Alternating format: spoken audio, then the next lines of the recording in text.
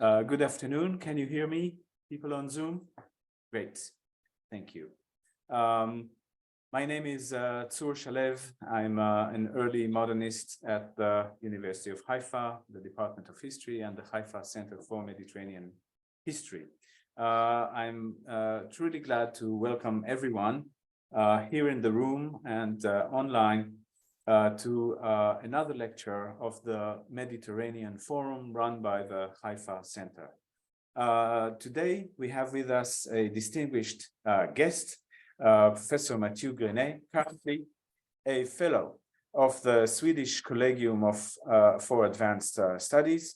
He's a professor of history at the Institut National Universitaire Champollion Albi, and a member of the Institut Universitaire de France.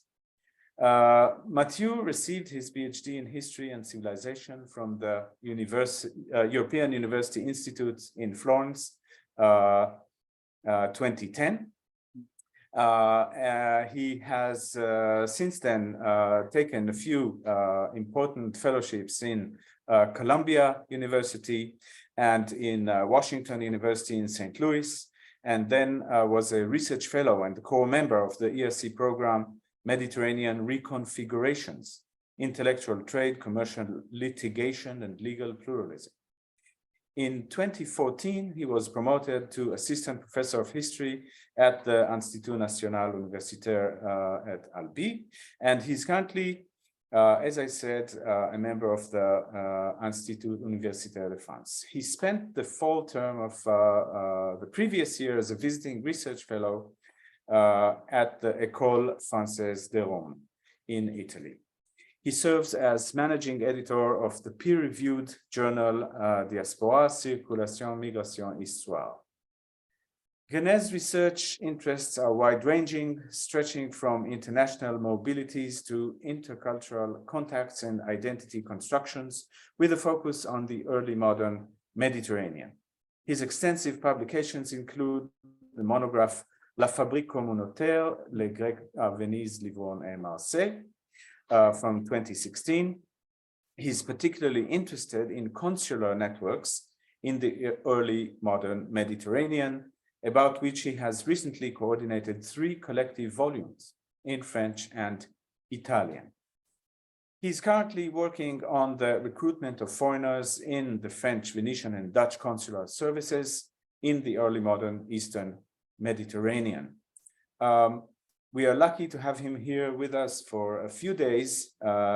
We keep him busy, meeting students, meeting colleagues, and this will be his public talk titled The Local Agents of French Diplomacy in the 17th and 18th Century Eastern Mediterranean. So I welcome Mathieu to the stand, and I will share the screen of his presentation.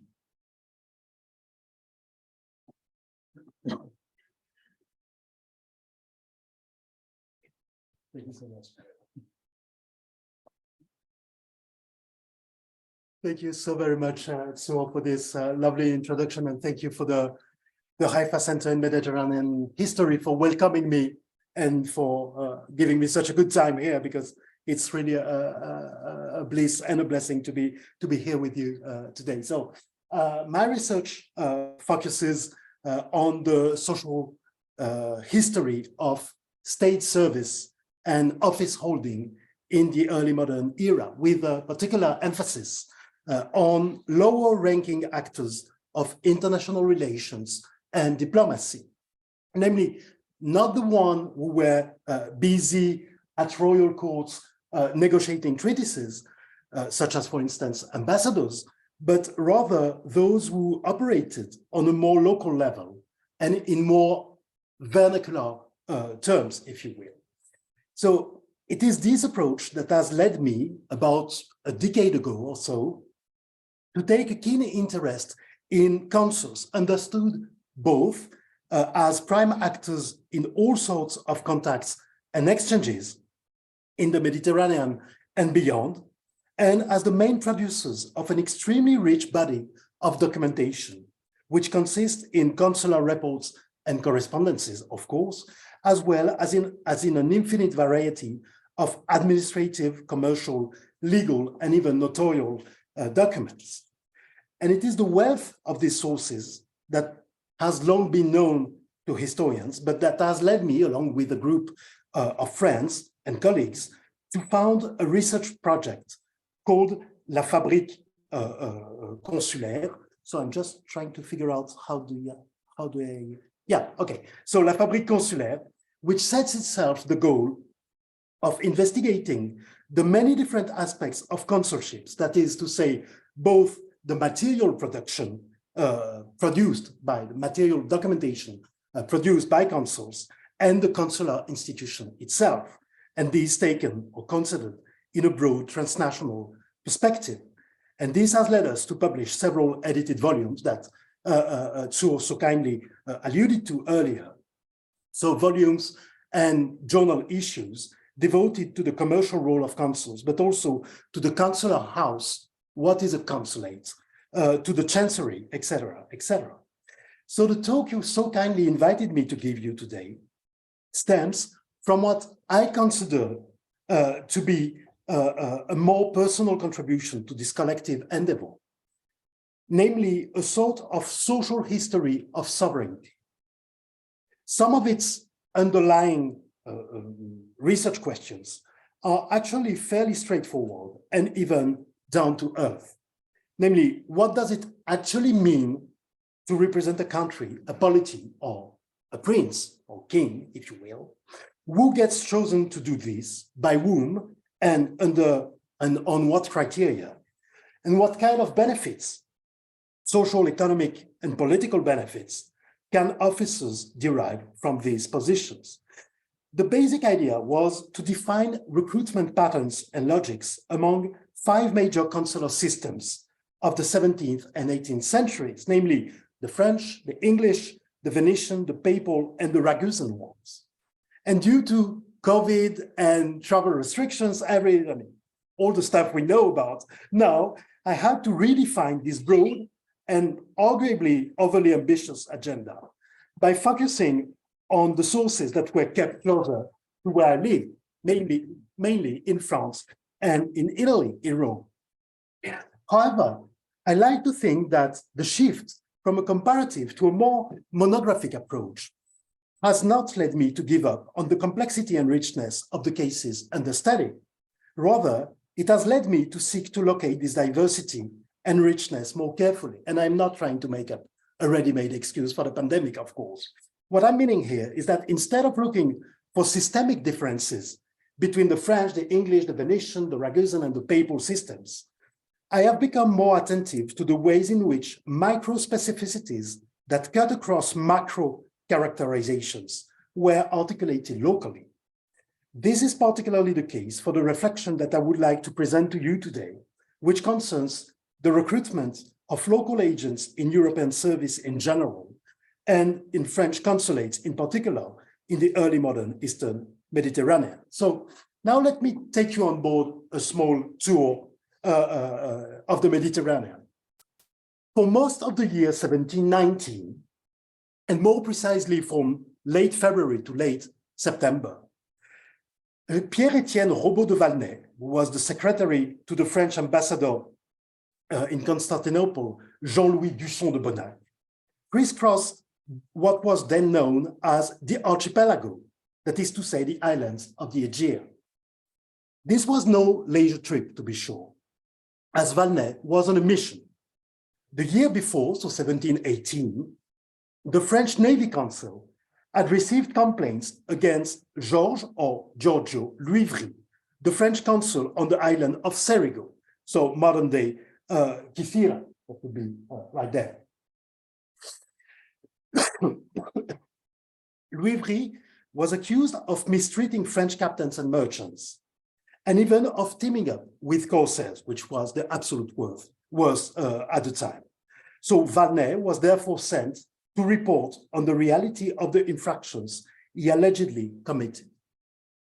Georges Luivry came from a family of Venetian origin, the Levonis, of which you have a very simplified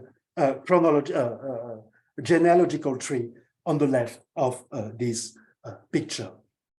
And the Lebanese, and two members of the Lebanese, so Zorzi and Demetrios, had held the office of French consul over the past 30 years, so from 1689 onwards.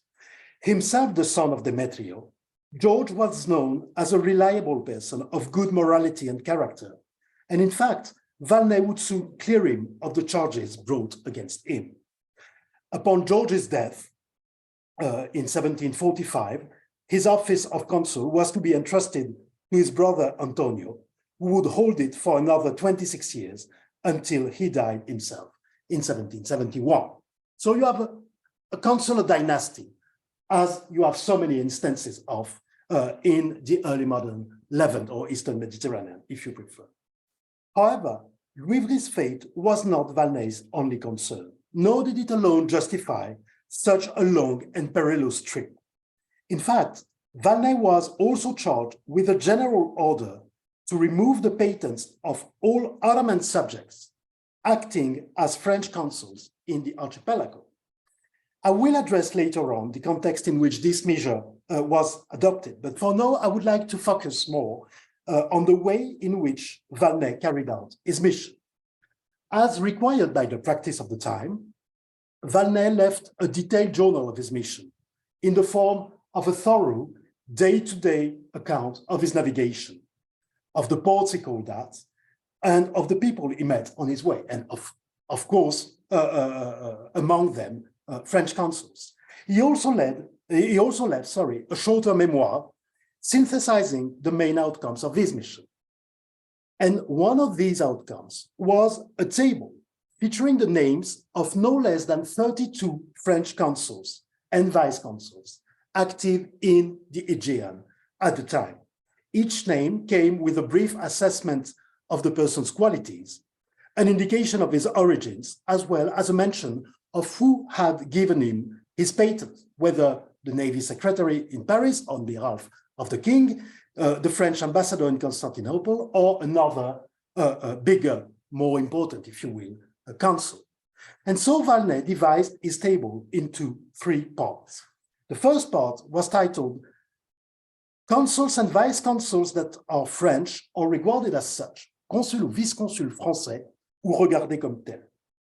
The second was titled Raya Consuls and Vice-Consuls that I have met, consul ou vice-consul Raya, que j'ai vu. And here, specifically, snooze? Okay, snooze is good. So here specifically, I mean, the word Raya refers to Ottoman subjects in general, but its meaning here is actually that of dhimmi, so namely non-Muslim Ottoman subjects. And the third category was that of consuls and vice-consuls that I have not met, but whom I heard about. Consul ou vice-consul, que j'ai pas vu, mais dont j'ai eu connaissance. So now, fellow historian Yorgos Koutsakiotis, a Greek researcher, has devoted extensive research to this and other documents. So my purpose here is not to repeat what has already been said about it. Rather, I would like to devote my speech to a brief reflection on a number of themes that I find particularly intriguing and that keep recurring in my documentation on European consular networks in the early modern Mediterranean. And first among them is the fact that several European powers, France, England, the Dutch, the Venetians, Genoa, Naples, Austria, or even Sweden, for that matter, chose to entrust the defense of their interests in the Levant to locally chosen agents, be they Greeks, Jews, or Venetians, as in the case of Rivry that I just mentioned. So to be sure, there is absolutely nothing new about acknowledging the fact or the employment of foreigners in the service of this or that European power at the time. It was the common fate of local informants, it was the common fate of go-betweens, emissaries, trans-imperial agents, if you want to put it or frame it in the way Nathalie Rothman so successfully did, etc., etc. But what I think is both interesting or intriguing rather, and original in this case, and in the case of consulships in general, is that these were official positions, namely positions that were officially granted by the king or by senior government officials, and for which foreign applicants would be in a competition with French, English, or Venetian subjects. So according to the information collected by Valnet over the course of his mission, out of the 32 French consuls posted in the Aegean area, 22 were French subjects or regarded as such, okay? And 8 were Greek Ottoman subjects, the remaining 2 being of unknown origins. So we are therefore dealing with a phenomenon that, if not massive, okay, remains quite significant even from a strictly quantitative point of view. And this is all the more the case since some of the smaller consulates probably escaped Valnet's attention. For instance, I got notice, okay, that 20 years before Valnet, there was a consul on the small, tiny island of Folegandros, okay, and Valnet does not report of his existence. So chances are that some of these consulates, it did not even report on their existence. Also, Valnet's survey is limited to the Aegean islands only, whereas the recruitment of local agents also concerned consulates located in continental Greece, in the Balkans, as well as in the so-called Arab provinces of the Ottoman Empire, and among it, of course, the Levantine coast, to which I will go back in a minute. And finally, it should be remembered that Valnet's testimony provide information only about the French consulates, and that the English, the Dutch, the Venetian, etc., adopted for their consular services also resorted to the recruitment of local agents. For instance, we know from a travel account of 1675 that you probably know far better than I do, namely the travel account by Jacob Spon, who was a French physician of Protestant faith, that in 1675, the position of French, Venetian, and English vice consul in Lepanto, so modern-day Nafpaktos in Western Greece, were held by one and the same person, namely a Jew named Samuel Salomon, to which I will get back in a moment. Yet the archipelago was nevertheless a zone of exceptionally high density in terms of consular presence in the 17th and 18th centuries. Therefore, the islands and shores of the Aegean shall serve here as a laboratory, if not a vantage point, for thinking about the role of local and foreign staff in so-called national institutions and the way these multiple and allegedly exclusive identities or loyalties were being articulated. To do so, I shall draw on the extensive research that I have carried out in the French archives, in Paris, in Nantes, and in Marseille, but also in the Italian archives in Rome, in the Propaganda Fide and the Vatican archives, as well as in Venice. But I shall also rely on the small yet insightful literature on minorities in the service of European powers in the early modern Mediterranean. And although my study is primarily related to the French case for the reasons I mentioned earlier, I aim at addressing broader and more general research questions, which I guess and I hope are relevant beyond the sole case of France, namely the so-called nationalization process of Ancien Régime institutions and the position of so-called minority actors in systems and devices of representation of state sovereignty. So, first of all, I shall start by quickly explaining what this consular function is all about. So maybe that, so that we speak of the same thing here. First of all, the consul is an emissary sent to administer a community of merchants settled abroad.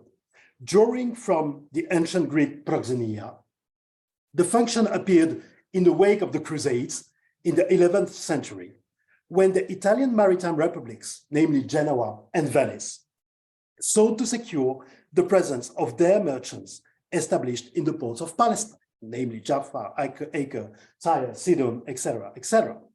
So originally, the consul was thus a merchant elected by his peers to fulfill three main tasks. The first was the task of protection, so to protect his compatriots. The second was to serve as their judge in the conflicts they had with one another. Okay? And the third was to inform his supervising authorities, whether the ambassador, the ministry, the secretary of state, the chamber of commerce, etc., of what he observed in his consular district.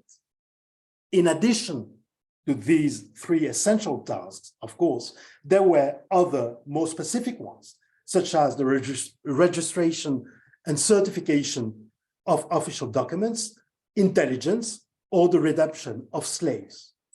And in any case, it is important to underline that, at least officially, consuls were not entrusted with the same missions as regular diplomats, such as bilateral negotiations, the signing of treaties, etc., etc. And in fact, a majority of early modern public law theorists, such as the three distinguished ones you have on this picture, but not only, explicitly refused to grant consuls the same status as diplomats, and for instance, in terms of personal immunities. Now, several features distinguish the French consular network from that of other European powers of the time. And let me go quickly through them. And I've kept only 6 of them that I will mention very briefly. The first feature was probably the important role played by Marseille in the foundation of the first consulates at the time, the 13th century, when the great port city of Marseille was not part of the Kingdom of France. And the direct legacy of this past is the place of the Chamber of Commerce of Marseille in the administration of the French consular network until the Revolution of 1789. So, if you will, you have, or you find yourself with a double-headed hierarchy at the top of the French institution of consulships, namely Paris, the court, Versailles, and the ministry, and Marseille. The second feature is that during the early modern era, France acquired the largest and densest consular network of all European powers.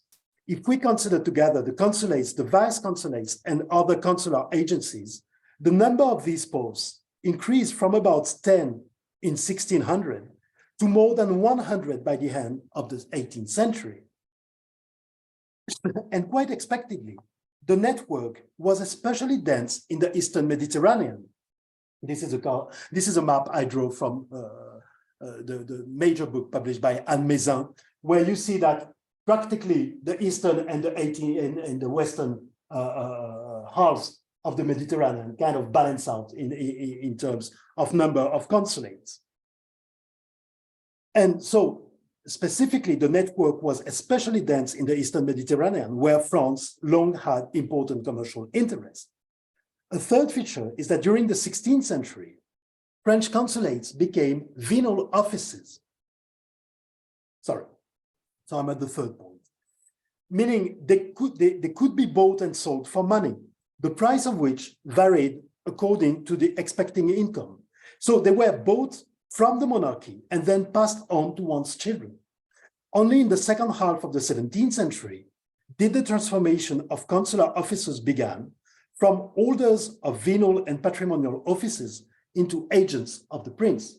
And upon their death, their charge or their office would be returned to the monarchy, who would attribute it again. A fourth characteristic is that since the early 17th century, French consuls have been prohibited from engaging in trade themselves, officially so as not to be in a conflict of interest with the merchants under their authority. They were therefore remunerated through the collection of taxes levied on the trade that their constituents carried out in the ports where they had their office. And even when the ministry instituted some sort of a system of fixed remuneration for all consular agents from 1691 onwards, it only applied to the main consulates. And in fact, most of the smaller consulates, the one I am primarily interested in, continue to operate with this system of taxes on port traffic and commercial volume, while the ministry generally agreed to turn a blind eye on these same consuls' commercial activities. So most of them actually kept on doing business, kept on doing trade, whereas there was a formal prohibition to do so. A fifth feature of the French consular system is that French consuls were placed under the authority of the Department of Foreign Affairs until 1669, when Colbert, upon being appointed the first Secretary of State of the Navy, obtained that the management of consulates be transferred to his ministry, so the Navy Secretary, which kept it until the Revolution of 1789. So from the second half of the 17th century onwards, consulates thus became a tool of French commercial power. As for Colbert, he set out to redefine and codify the consular function, most notably with his great ordinance of the Navy of August 1681. Finally, sixth and last feature, as the Ottoman Empire's oldest ally in Christian Europe, okay, France claimed a certain number of commercial privileges, and in particular, the right to protect all Franks, so all Christians of European origins, whose countries of origin did not maintain an ambassador at the Sublime Porte. This was tantamount to giving the King of France a kind of political guardianship over individuals who were legally not his subjects. But this represented above all an undeniable economic advantage, as French consuls were, as I said, remunerated through taxes levied on trade. Okay, the more people they were to protect, the more money they were to make. So, as I have said, regulations issued by the French authorities, whether the ministry, the Chamber of Commerce, the court, etc., most often affected only the main posts of the consular network. For example, those in Smyrna, in Cairo, in Aleppo, in Algiers, etc. However, next to or alongside this main network, there was what I call a secondary network made up of posts of lesser importance. And here is an attempt that I made recently at mapping out both the French and the Venetian secondary networks of smaller, minor consular sees, if you will. And as the information gathered by Valnet has shown, it is essentially in these small ports that non-French agents were stationed. The reason for this is simple. The commercial activity of these consular posts, as well as the scant French presence in certain places, did not justify, at least in theory, the maintenance of an agent. Nevertheless, the aim was to maintain, and at the lowest possible cost, of course, individuals who could represent French interests in case of need, for instance, when loading or unloading a ship, when settling disputes between merchants, when rescuing shipwrecked people, when buying back slaves, etc. And for this purpose, the Ministry of the Navy and the French ambassador in Constantinople each entrusted some of these French consular offices to Greeks or Jews who were already established locally. And in the meantime, of course, the English, the Dutch, and the Venetians opted for the same strategy. At this point, it is important not to underestimate the subject, for instance, by declaring that it was only a marginal phenomenon compared to the overall profile and activity of European consular networks. It is true that the very usefulness of these posts was sometimes questioned. And here I start a rather long series of images where I have translated for you on the right side of the picture, the French original on the left side. So, of course, people question the necessity or the usefulness of these posts, especially in relation to larger consulates that had much higher volume of trade and of commercial activity. Yet, and in spite of their size, these small consulates sometimes had a real importance at the local level and beyond. Not only did they constitute important nodes in the maritime routes of the Eastern Mediterranean, but they also allowed for the extraction of all kinds of goods, and in particular wheat and olive oil, under conditions that were often more favorable than in larger Ottoman ports. And finally, for France, they represented a sovereignty issue that should not be underestimated. Appointing consuls meant that one was holding the ground against the Venetian, the Dutch, or the English competitors. More broadly, these small consulates make for an interesting vantage point for interrogating several important aspects of early modern state building. I will retain here three main points. First point is the spatial distribution of these consulates, as well as their allocation to this or that individual, was not the product of any master plan devised by Paris, for instance, but the result of a pragmatic and even opportunistic approach.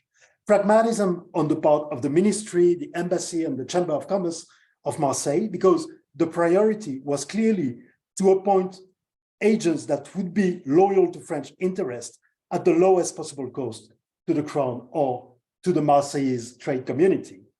But opportunism also on the part of the agents themselves, because the creation of consulate was never the result of the state auditioning its own needs. Rather, and more often than not, it resulted from the proposal of an individual to establish himself locally as the king's representative. Second point is that there were several different ways to access consular offices. You could petition the king, you could petition a minister, you could petition the ambassador, exposing your fidelity to France or your records of service in the Levant. You could also inherit the possession from your father or your uncle, but you could also lease consular ports to the highest bidder with the occasional use of bribery. And you could also resort to the recommendation of sea captains, of missionary priests, and other officials. A third point is that during most of the early modern era, it is clear that French institutions had a rather sketchy knowledge of who was responsible for representing what and where. On the island of Milos, for instance, in 1682, one even finds two consuls appointed to the same position. One was appointed by the ambassador of France in Constantinople, Guirag, and was a Greek named Zuko, himself the son of a former consul and the scion of a local family attached to the service of France. The other, Brémond, was a French subject and a former privateer who had produced a patent of unknown origin and which seemed to be dubious, if not entirely fabricated. And in this last case, it is interesting to note that although Brémond was French and Zuko was Greek, nationality or subjecthood was never an issue. And because Brémond was accused of having cheated, it was Zuko who eventually was entrusted with the French consulate in Milos. Interestingly now, Colbert's Great Ordinance of Marine of 1681, to which I have alluded earlier, which transformed the holders of consular positions into officers appointed by the king, did not put forward any nationality criteria for accessing these offices. In 1681, when the ordinance was drafted, the only two requirements were a minimal age of 30 years old and the possession of a royal commission. However, and once again, this double requirement only applied to the main consulates.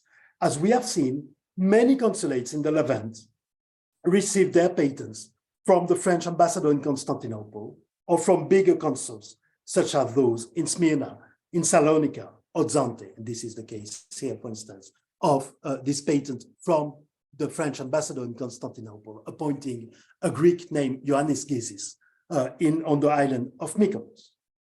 But this changed suddenly in 1685, so 4 years later, with a royal command forbidding all French subjects to accept in the future the offices of consul of foreign nations, which would be established in the ports of the kingdom, so the port of France, and forbidding the recognition of foreigners as consuls of the French nation.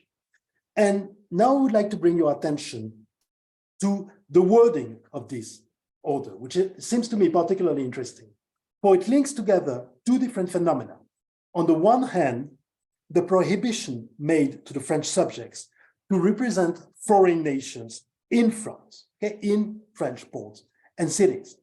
On the other hand, the prohibition made to foreign nationals to be in charge of French interests abroad.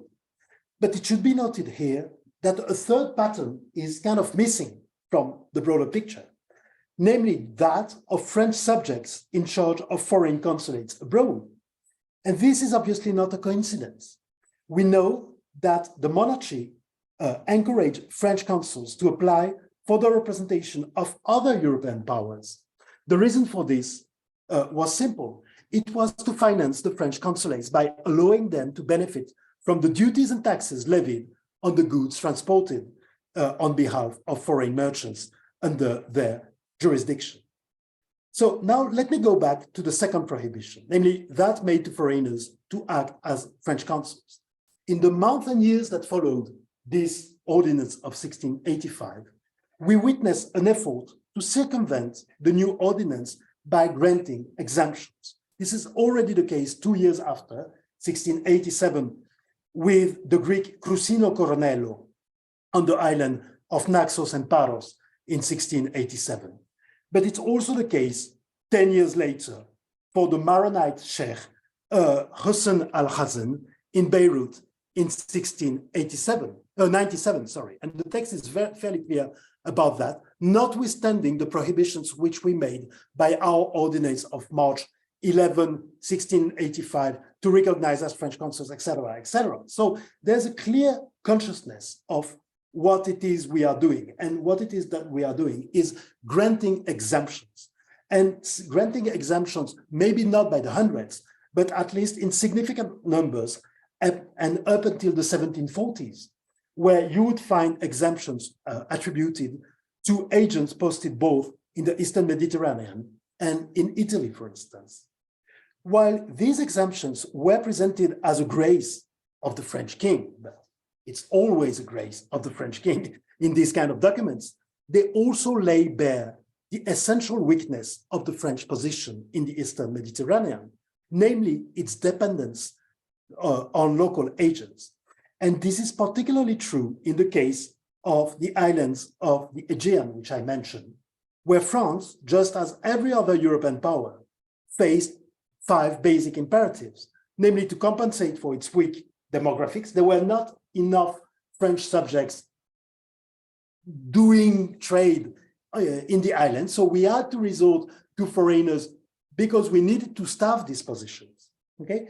To assert French presence in the face of English, Dutch, and Venetian challengers, to have French consulates operate without financial compensation in order not to weigh on the budget of the monarchy or that of the Chamber of Commerce of Marseille, to root French presence by weaving lasting alliances with local elite families, and to take advantage of these agents inside the knowledge to get easier access to local resources and networks in order to benefit French navigation and trade.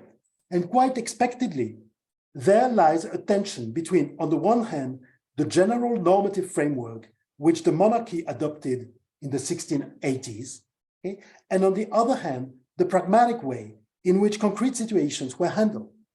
And it is in this tension that issues of nationality and foreignness were negotiated in what I think is an original way.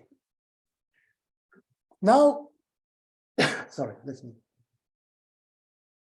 sip a bit of water. I've just shown that France, like all other European countries at the time, found an interest in recruiting local agents, or what they call men of the land, okay, to represent them locally. Now, I would like to address the interest that the latter, so this personnel, found in becoming consuls. Why would you like to become a French consul? What was at stake? What was in it for you? In fact, Ottoman reayas subjects did not seek these positions to make a fortune for the simple reason that the pay was little and the job could possibly be risky. And there was no question either of them making a career within French administration, okay, for instance, by being transferred from smaller posts to more important ones.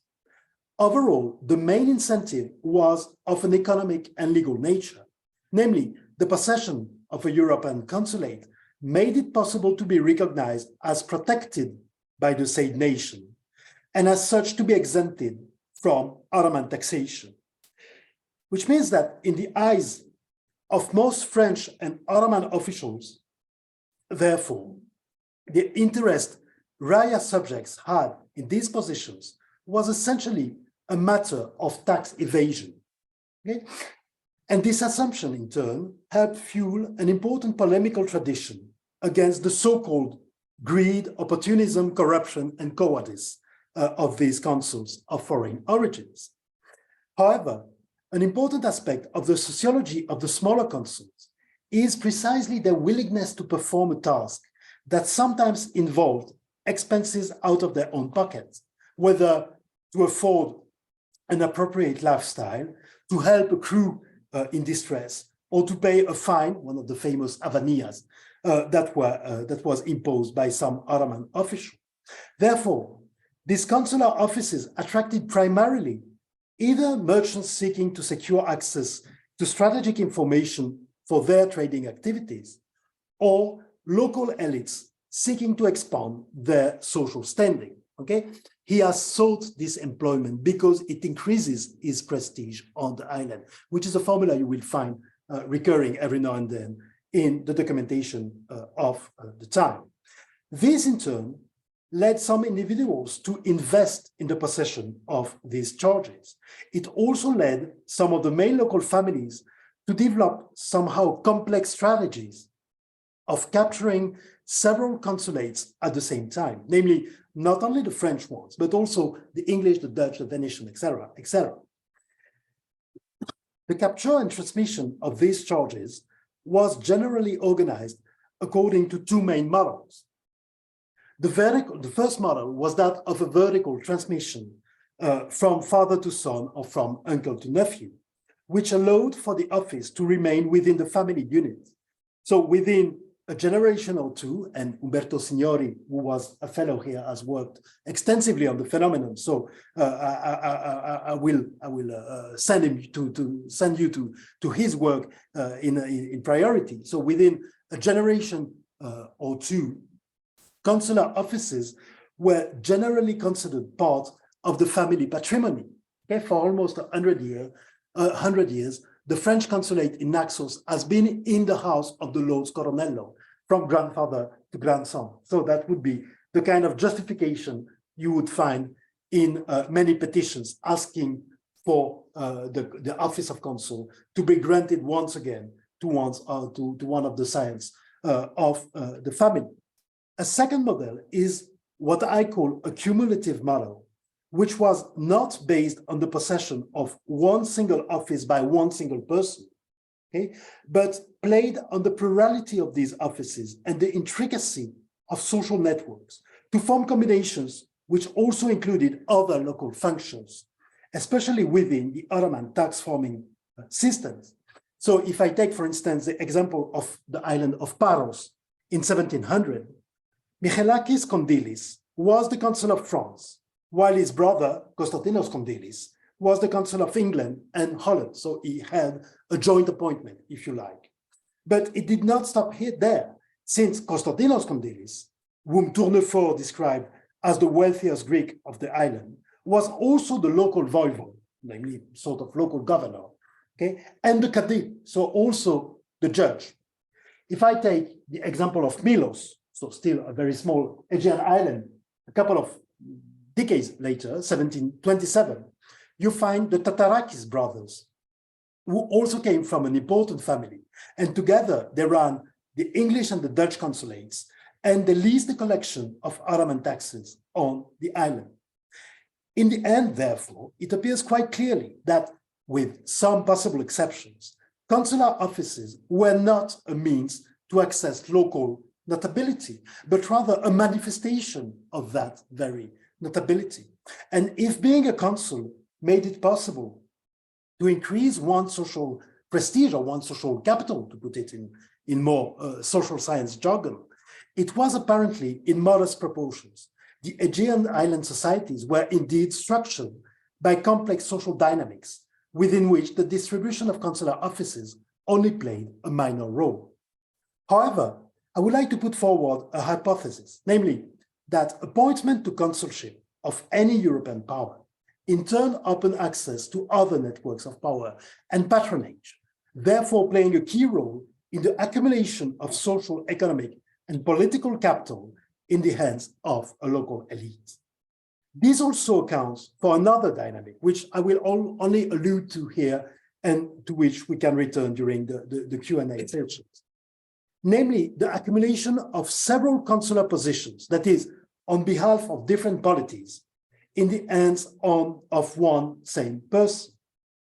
The practice, indeed, was not rare, as exemplified by the case of the aforementioned Samuel Salomon, who acted as vice consul of France, Venice, and England in Lepanto in 1675. And in fact, I have not found evidence of any formal prohibition on holding multiple positions before the mid-18th century. And to my knowledge, the turning point is really that of the mid-18th century. Quite to the contrary, and on a broader level, we know that accumulating offices and positions in various degrees and sectors of the royal administration was an integral part of Ancien Régime administrative culture, not to mention the aristocracy.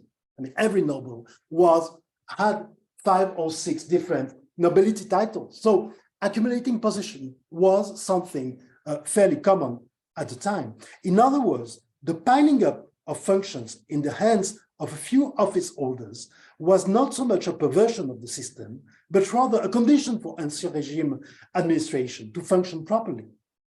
In the case of consulships, their accumulation made it possible to establish the monopoly of an individual or family, not only on these offices, but also on the social and legal resources derived from them. And in turn, these configurations sometimes posed specific challenges, including the consul's ability to defend the sometimes conflicting interests of the different nations under his tutelage. In the mid-18th century, for instance, the French ambassador in Constantinople would mention a story that took place in Aleppo involving a British consul who was also in charge of the Dutch consulate, called to court to defend the conflicting interests of Dutch and English merchants who had a conflict among themselves. Okay? He had been given by the Ottoman authorities the infamous nickname of, I quote, the two-faced consul, le consul à double visage. In other words, his authority was challenged by the Ottomans on the very grounds that he was incapable of privileging the interest of one nation over the other. Now, let me take you to French and Ottoman regulations and the way consuls navigated it. And that will be the last stop of my journey. At first glance, the system I have just described seems beneficial to all parties. On the one hand, you have European powers, in particular, but not only France, recruiting at little cost local notables who put their good knowledge of local resources at the service of national navigation and trade. On the other hand, you have agents who see this recruitment, in this recruitment, the means to benefit from an advantageous legal and fiscal status while maximizing their social standing. So that would be kind of an ideally win-win situation, if you want. Okay? In studying the relationships between European powers and local agents, however, we must include another and often neglected actor, namely the Ottoman authorities themselves, who were never passive spectators. And to my liking, they have been too much framed as passive spectators of a dealing that happened between Europeans and local minorities, whereas they played an integral part in the process of negotiation. And I will try to demonstrate this in the last time of my presentation. I have just mentioned the cumulation of certain European consular offices with those of voivode or caddies or tax collectors, etc., etc. And all in all, this could be interpreted as a testimony of the local elite's ability to monopolize these offices while asserting their autonomy vis-à-vis the port. And this has been the longest standing narrative of, if you will, the local elites outsmarting the Ottoman Empire by making the most of these local positions of power. The perspective that I would like to suggest is somewhat different, since it leads to consider the active participation of the Ottoman officials in the recruitment of some of these reaya consuls in the service of France. For instance, the solicitation by Ottoman dignitaries of consular offices for their reaya proteges was embedded in a dense network of patronage and clientelistic relationships that linked Ottoman political elites and the local elites. And in fact, multiple instances in the correspondence between the Navy Secretary and the French ambassador in Constantinople account for this dynamic. And this is particularly the case here of the French consulate in Athens, which was the subject of an interesting exchange in 1693, 1694. The character at the heart of this exchange is whom we know as the Kislar Aga. The Kislar Aga was the head of the black eunuchs of the imperial harem in Constantinople. At that time, the Kislar Aga was Kabanesi Aga and his successor, Uzun Ishak, about whom little is actually known. What we do know, however, is that since the end of the 16th century, their office made Kislar Agas the administrators of important charitable endowments, famous Vakf, okay, scattered throughout the empire. And among these properties was the city of Athens, as well as part of the region of Attica, which form one of the main possessions of the Kislar Agas. In other words, what happens here in this correspondence was the following. Kabanesi Aga and then Uzun Ishak sought to use their influence to place at the head of the French consulate in Athens individuals, so namely Dimitri Bergian and then Sotirio Latino, so both Greeks, so individuals who were above all likely to protect their interests in the city, several hundred kilometers away from Constantinople. On the French side, the choice was made to approve of these nominations so as to better please the Kislar Aga, and therefore the ambassador and the minister thus participated on their modest scale in the Ottoman networks of patronage and power, with the obvious aim of securing support among top Ottoman officials. Once again, France in the Eastern Mediterranean does not appear so much as a conquering power, okay, but more as an actor wholly dependent on local power relations. And the fragility of this position is made clearly evident in the last letter from Minister Pontchartrain, whom we talked more this morning in class with Tour. Namely, Pontchartrain worried that the successive appointments of Bergian and then Latino, so namely on the request, the specific request pushed forward by the Kislar Aga, could fuel the ambitions of the Kislar Aga to ask for more. In the end, therefore, these appointments at the head of small consulates in the Levant were not strictly a Franco-French affair.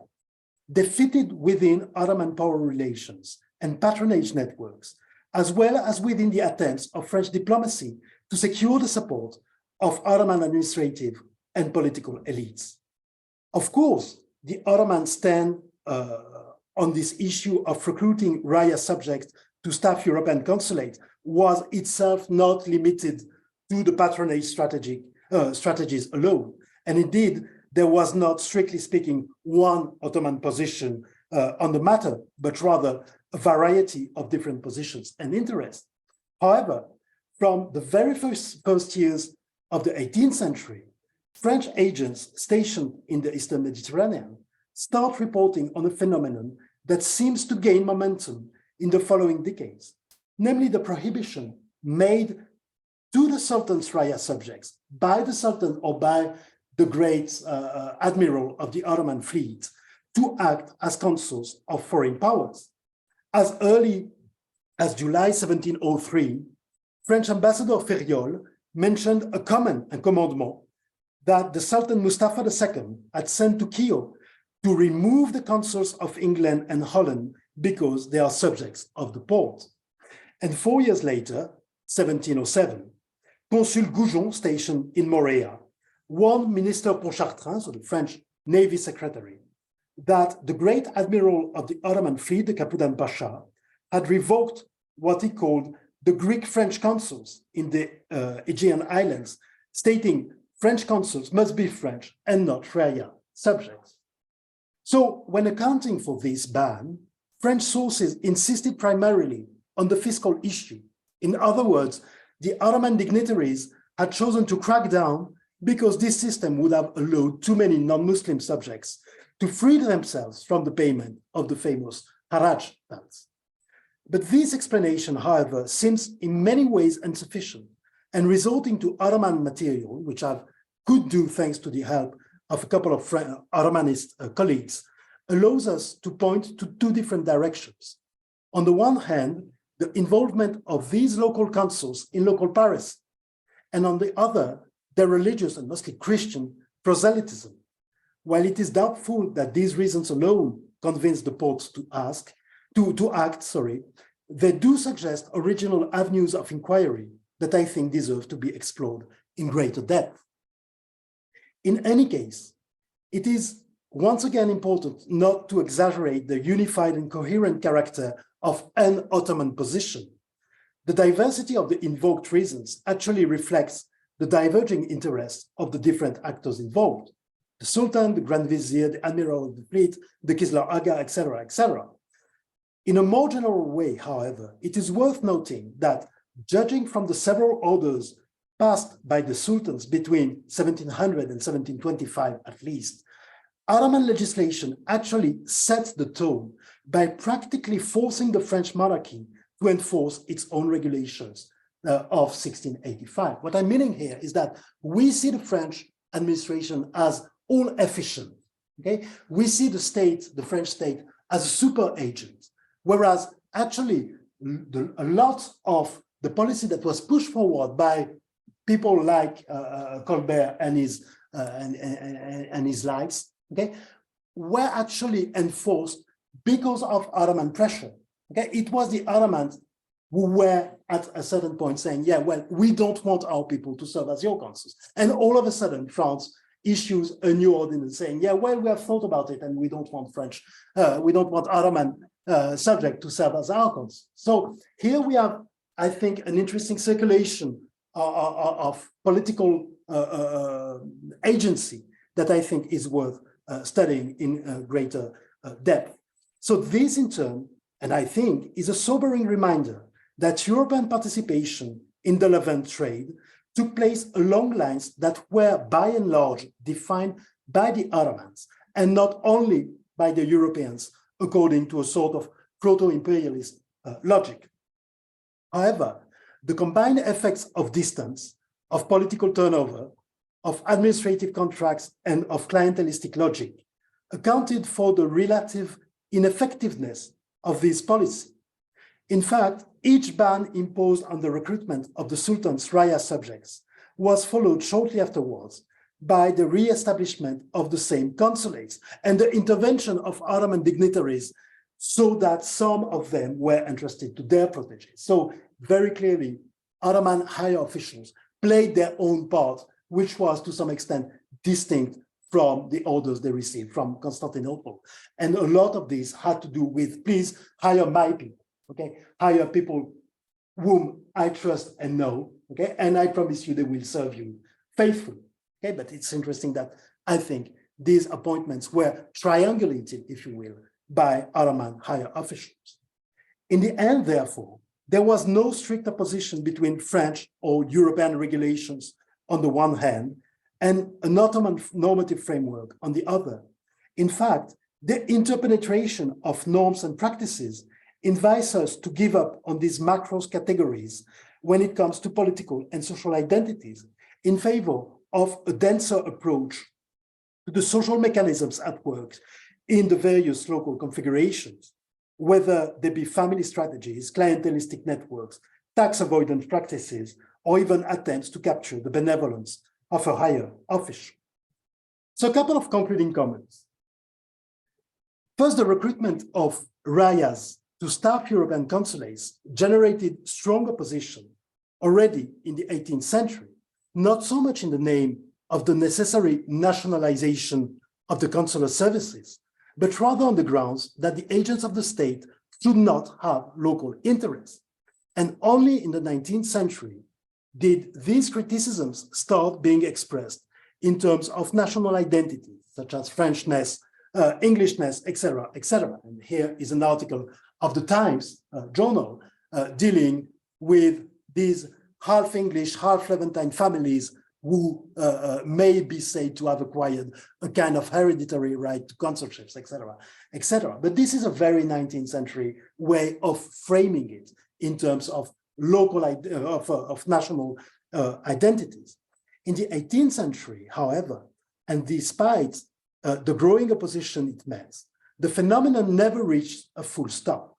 On the contrary, it even increased with the arrival in the Eastern Mediterranean in the second half of the 18th century of so-called new actors, such as the Sicilians, the Swedes, the Danes, the Austrians, or the Russians, who in turn set up consular networks in which they appointed local people. In the meantime, the position of the Ottoman authorities kept oscillating between prohibitions formulated or promulgated by the sultans, such as this one again by Mustafa III in 1765, and interventions by higher officials to obtain positions for their protégés. Eventually, this system gradually transformed into that of what we came to know as honorary consuls, namely the appointment of local people who were chosen because they were local, okay, regardless of any criteria of nationality or citizenship, to act as the representative of a foreign state with limited powers and no pay, the position being therefore often combined with another more regular job.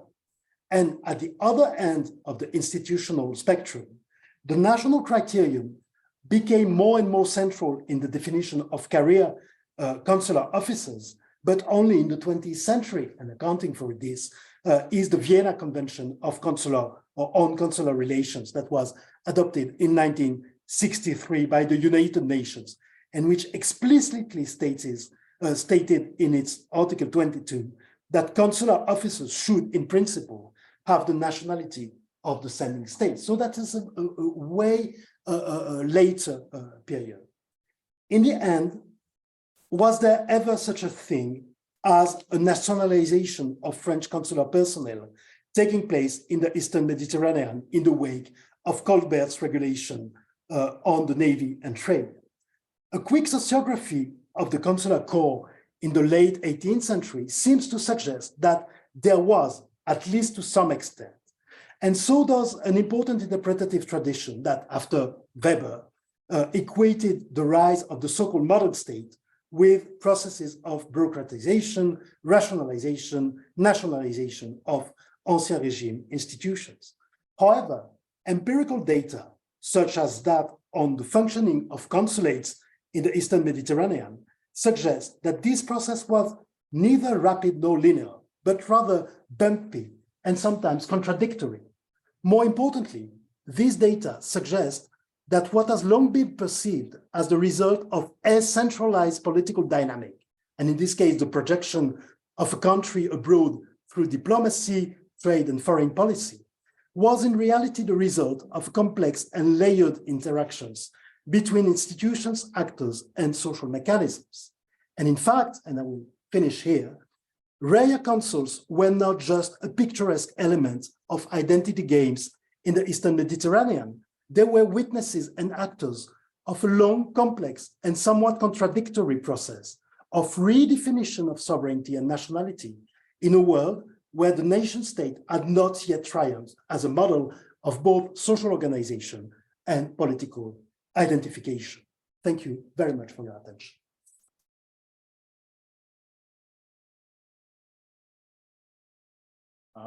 Thank you so much, Mathieu, for this wonderfully rich, both detailed and panoramic presentation.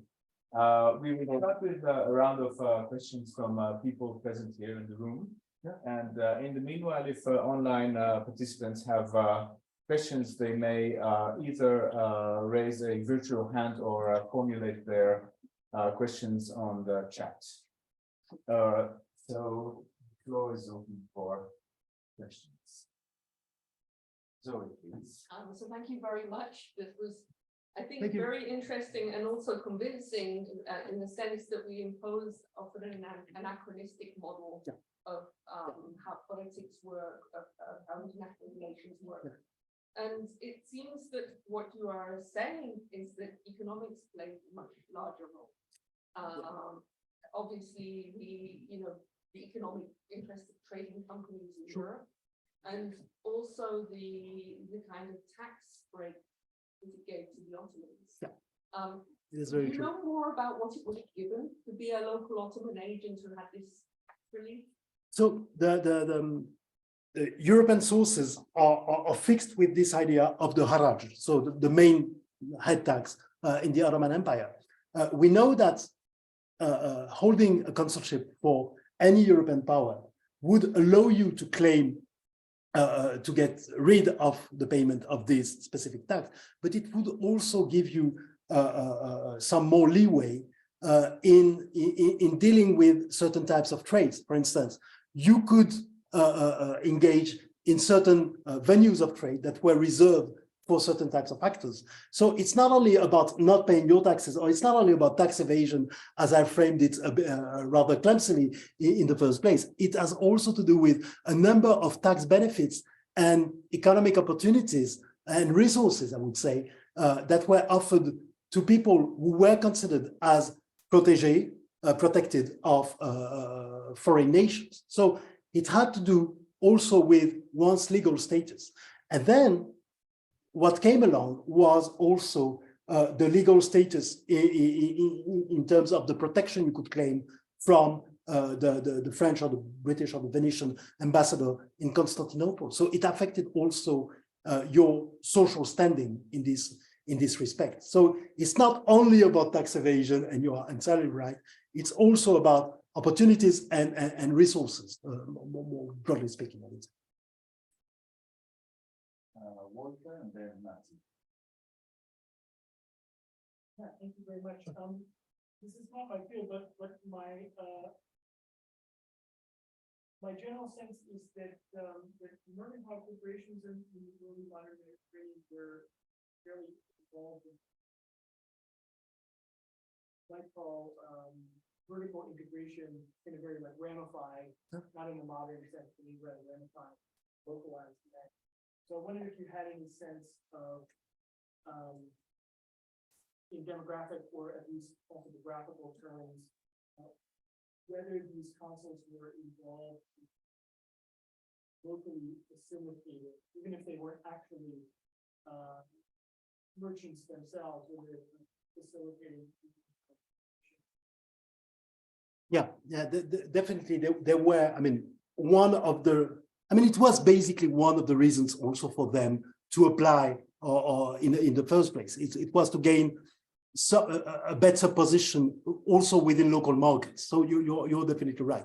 This is a topic I haven't been addressing in my talk, and I haven't been studying much, also because I'm not properly equipped in economic history, but there's definitely, it has to do definitely with this issue that you are mentioning. It also has to do with the role of these actors in securing long distance trade. This is the Trivellato's argument about what is it that actually consuls do for trade. Okay, and one of the issues that she brings up and that I think is very important, is that they secure long distance relationships, also because they vouch for other merchants, etc., etc. So you're definitely right in saying that they play an integral part in this kind of commercial integration in the local markets. What's interesting is, I think, the variety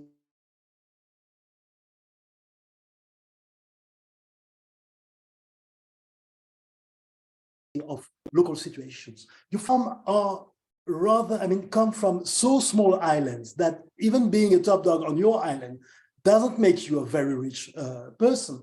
So the idea was to benefit the most out of these positions, but the kind of wealth level could vary enormously from one place to the other.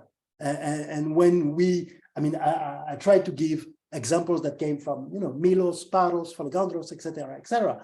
But all these islands, they had very specific niche markets, and they had very specific trade activities. So they had very different economic profiles also. So I'm also lumping together a variety of experiences that we also need to break down into more carefully into details, because living in Paros granted you access to some resources that you could not dream of if you lived in an island, even a couple of dozen of miles away, just because you were not on the good trade routes, for instance. So this was, you also need to set it against the backdrop of these Aegean circulations and trade networks of the time. Mathieu, thank you very much. You aspect of diplomacy, how tight was the link between consuls and the ambassadors, especially if it's the same nation? Yeah. And was there any link? Yeah. How big was it? And the second question, if I may, were there any non-nobility consuls, or I mean, were they necessarily from the nobility? No, no. So it depends. I mean, they were called the nobility of the place, but that did not make them nobles in the way we understand it. So there were definitely elites in many different sorts of ways, and some proclaimed a nobility that would date back to the Crusades, that would date back to the Byzantine Empire, etc. So you find all sorts of personal genealogies that would allow them to fashion themselves as, you know, the main persons of the island, and those who would naturally would be natural candidates for these positions. When it comes to relationships with the ambassadors, it's interesting because up until 1756, the French ambassador could nominate himself people in these smaller consulates, which means that the ambassador himself could provide positions to a number of his protégés, okay, who were local protégés, so Greeks and Jews, etc., okay, but also were French protégés. So these were positions that were given to the ambassador to strengthen a bit his network in these territories. You have to consider that it takes several days to several weeks to travel from Constantinople, according to the winds, of course, from Constantinople to Crete. So this is a territory that is entirely placed under the jurisdiction of the ambassador. And it is in the ambassador's interest to have a number of reliable people there to inform him of everything that's going around. So these positions that I analyze from the point of view of office holding, etc., they had also some sort of political and administrative purpose, okay, on a very down-to-earth level, okay, and they served as they served for the ambassador to also gratify a number of families that had been working for him for a long time, etc., etc. So there is here something about clientelistic relationships that definitely deserves further investigation in this respect. Yeah, I'll use the opportunity to ask one or two questions. First, recent research has shown consulates to be centers of intellectual interest, libraries, collections of antiquities in Aleppo and Smyrna. Definitely. So to what extent do you see those minor ones as also extending this this network? And perhaps another question would be also how would the system of local rulers who are often in confrontation with the Sultan in this region in the 18th century, Dar al-Omar and others, how do they work with this system? So they tried, clearly local Dar al-Omar and people like this, they clearly tried to coin alliances with local French consuls in the way that it would allow them to have a direct channel with what they thought was Paris or Versailles, but more often than not was some sort of loosey office of the French Navy Secretary, but still. So it would allow them to have their own venue of communication, channel of communication with the French in general. So they were really keen to keep a contact and close contact with these consuls because they were the guarantee for them that they could circumvent the power of, for instance, of the Sultan. So there was this idea of getting your hands on the consuls and making a friend of the French consul, but the Venetian or the English one as well, is a way of asserting your power and also getting some recognition in terms of really international politics, if we want to frame it like this. As for the intellectual role or cultural role of the consul, it's very interesting because what can you do to prove yourself indispensable to the French Navy Secretary when there are 2 French ships passing on your island per year? What is the kind of service that you are rendering? And that's a very, I think that's a very interesting question. How do you make yourself useful in a situation where your use is not entirely obvious? And one of the venues and one of the strategies to make yourself useful is to keep petitioning the authorities and to keep sending presents. And among the presents that you keep sending are manuscripts, medals, coins.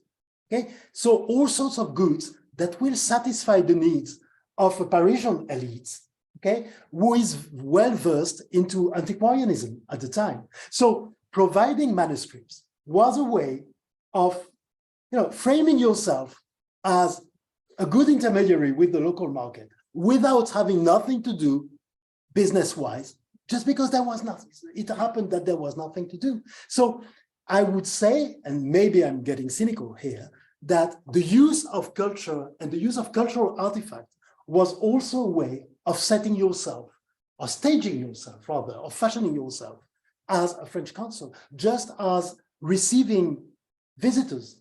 For instance, when you would have the visit of the, I don't know, who's a traveler who traveled the islands, okay, you would make a point of honor of welcoming him to your place, showing him that you have the portrait of the king, even if it was the portrait of the former king, okay, and displaying your consulness, okay, because it made you an indispensable figure locally. So I think here we can play on the double aspect of the question. So this idea of the commodification also of cultural artifacts in this kind of culture, in this kind of social negotiation of local status and prestige. That just a hypothesis. I'm talking top of my head. Thank you so much. Thanks, Anna. Fascinating. I wanted to ask you, can we discern any patterns in the levels of trust that these people, especially the minor ones, enjoy within this broader system? And if so, what were these patterns based on? What aspects of their local identities or broader networks? But this is definitely exactly to the core of my inquiry, is that eventually people reminded that these people were not French when things went wrong. So eventually there were Greek consuls because they were doing the job poorly, or there were Jewish consuls because they were not performing to the standards that you would expect a servant of the French state to perform. But there was some rhetorical and strategic use of this idea that we cannot trust fully these people. Whereas at the same time, they were entrusted actually with a number of tasks that were, I think, significant. I mean, they could sign a number of papers, not in the name of the king, but they could make some moves politically in terms of policy, for instance, that I find gave them some sort of leeway. So they were entrusted with matters that were very pragmatic, like buying back slaves and settling disputes, etc., etc. But at the same time, they were entrusted with the idea that they were entrusted with positions where they could not be checked on every week. So usually what happened is that the French administration would ask sea captains, for instance, to report on the activities of these consuls. And when a number of testimonies amounted to saying that, well, maybe this consul is not doing his job properly, which was the case of Ivry, with whom I opened my talk, then we would send someone to look after this person and to try to monitor. But actually, they had a lot of autonomy, and that's what struck me in the first place. They had a lot of autonomy. So it's not that they had big responsibilities, it's that they were charged with representing France in a number of everyday and fairly common interactions. Okay, that I think illustrates the fact that they were trusted, that they were able to perform in this capacity. The problem is, what do you do when you know there's a problem? How do you intervene?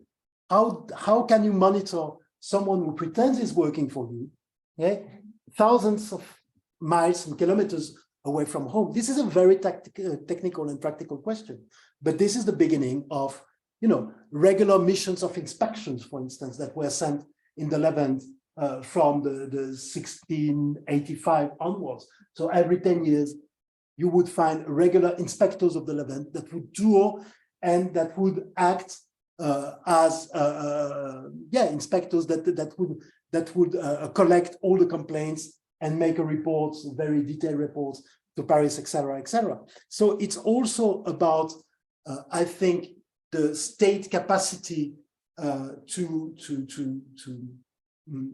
audit its own needs and to give a response that is that of monitoring its own agents. That's an attempt at answering the question. It's not satisfactory. Thank you. It's of course not my topic. So I was wondering something which is was tangential to your presentation, that which maybe has something to do with this fact of monitoring the. Sure. So I was wondering about the documentation that we have on consular offices, and you mentioned a couple of types of sources. So I was wondering, would a normal consulate, especially at such a lower level, keep an archive, first of all, and secondly, would archive or any document produced at a consular level be considered the property of the institution or the property of the individual? This is an excellent question. Also because, I mean, among the issue of trust that was raised earlier was the fact that they had a seal, an official seal of the French administration. So, and that was part of the question. So basically, there was no archive that was considered the archive of the consulate. It was the archive of the consul himself. So when he was removed, he would go away with his archive. So what we have kept is, in 99% of the case, is the archives of the central offices of the state. So the correspondence that was sent by the consuls to the French Navy Secretary, the Chamber of Commerce, etc., etc. So it's only half, and in most cases, it's only half of the correspondence that we have kept. So this tells us something about the missing part of the iceberg. We are missing the other half of the correspondence, but we're also missing the correspondences between consuls themselves. And we know they wrote each other a lot, because I've seen privateers, I've seen pirates, I've seen beware, there's the inspector coming, there's this merchant, there's this whoever, sea captain, etc. Please assist my friend who is coming to your island, etc. All that has been lost completely, 99% of the case. One full archive has been kept, and it has been studied by Christian Windler, the Swiss historian. And it's the archive, the private archive of Devoise, who was consul in Tunis, but at the very end of the 18th century. And what he shows is amazing. So this guy kept records of all his activity. And when you see what his private archives is made of, you really want to cry, because that we lost so much of the material related to other consulates. So we have only a tiny fragment, which also reinforces this issue, this impression that they were in close and constant contact with the central institutions. In fact, the assumption is that if you could have the entire archive of one given consular post, let's say Milos in the 1720s, you would realize that only a tiny share of their correspondence was addressed to the French authorities. The rest was only amongst consuls themselves. So there was no archive kept that is entire to this day. And the fragments that we still have, I think, is leading us towards some historical questionings that are welcome, but that also reinforce the importance of the role of the state. Whereas I think we need to counterbalance it with an impetus or a closer look and attention paid to the strategies of the actors themselves. That would be my take on it.